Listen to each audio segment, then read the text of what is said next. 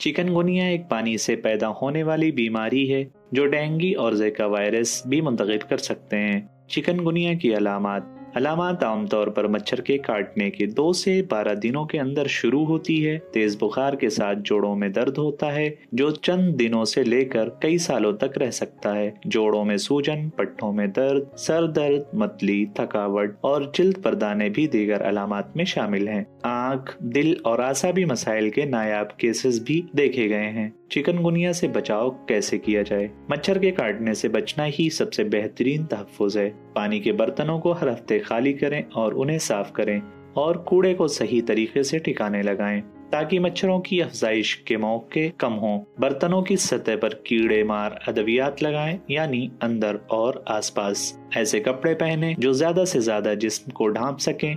मच्छरदानी इस्तेमाल करें।